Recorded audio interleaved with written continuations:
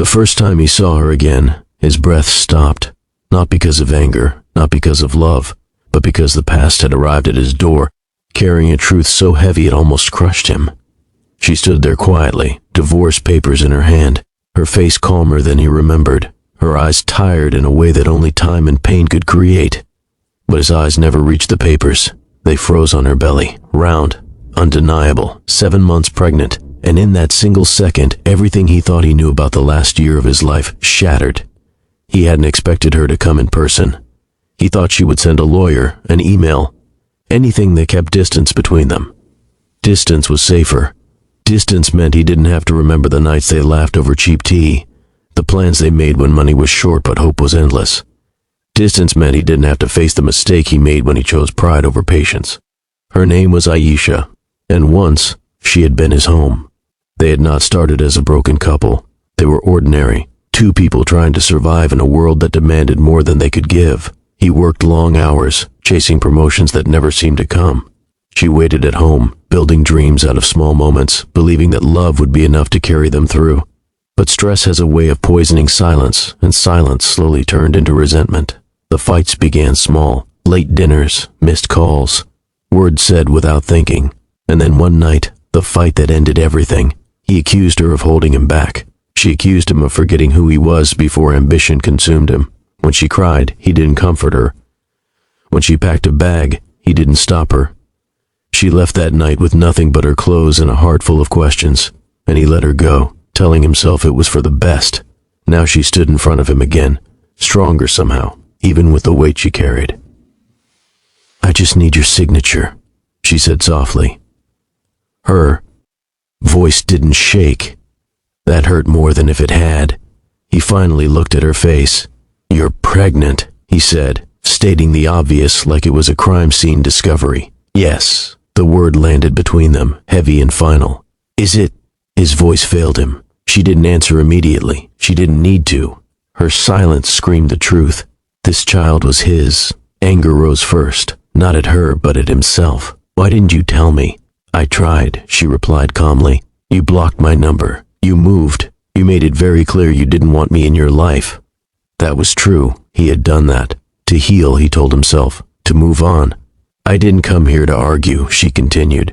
"I've managed on my own. I will continue to do so. This is just closure."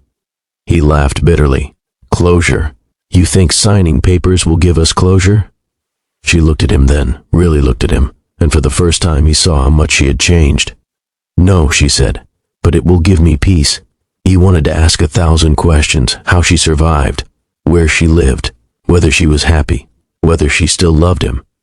But none of those questions mattered as much as the one pounding in his chest. What kind of man abandons his pregnant wife without even knowing? She placed the papers on the table and slid a pen toward him. Her hands were steady. His were not. "I won't keep you from the child," she added, "but I won't force you to be anything you don't want to be." That sentence broke him. He signed. When she turned to leave, something inside him screamed, "Aisha, wait." She paused, her back still facing him. "I was wrong," he said, the words tearing through his pride. "I don't know how to fix what I broke, but I don't want to be the man who walks away again." She turned slowly, her eyes finally filled with tears, but not of weakness, of honesty. "I didn't come here for promises," she said. "I came here because I needed to end a chapter. What happens next depends on actions, not words." And then she left. That night he didn't sleep.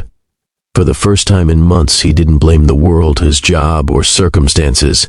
He blamed himself, and for the first time, he wanted to change. Not to win her back, but to become worthy of the life he had helped create. 7 days passed before he found her again. She was living in a small apartment on the edge of the city. Simple, clean, peaceful. She looked surprised but not angry when she opened the door. "I'm not here to argue," he said quickly. I want to be present. Doctor visits, support, whatever you allow." She studied his face, searching for arrogance, excuses, manipulation. She found none, just fear and sincerity. "Okay," she said finally, but slowly. That was the beginning of the hardest chapter of his life. He learned things no one had taught him, how pregnancy changes not just a body, but a soul, how strong a woman becomes when she has no one to lean on, how regret feels when it's mixed with love. He went to appointments, sat quietly, listened more than he spoke. He paid without being asked. He showed up when it was inconvenient, when old habits tempted him. He remembered the night she stood at his door, pregnant and alone. One evening, as they sat watching the rain, she spoke. "I didn't leave because I stopped loving you," she said. "I left because loving you was destroying me." He nodded. "I see that now. I'm not the same woman who left," she added. "And you're not the man I needed back then." "I know," he replied, "but maybe we can become better versions, even if it's just as parents." She smiled faintly. Not hope, not forgiveness, but acceptance. Months later, when their child was born, he cried, not from joy alone, but from the weight of responsibility finally embraced. He held the baby and understood something simple and powerful. Life doesn't give second chances to repeat the same mistakes. It gives them so you can choose differently. They did not rush back into love. They rebuilt trust slowly, brick by brick. Some days were hard, some memories still hurt. But they faced them together, not as a perfect couple, but as honest human beings. The inspiring truth of their story wasn't about reconciliation. It was about accountability, about showing up late, but fully, about understanding that sometimes the shock of reality is the only thing strong enough to wake us up. And if there was one lesson their journey left behind, it was this. Love doesn't end when someone leaves. Sometimes it waits until you grow into the person who finally knows how to stay.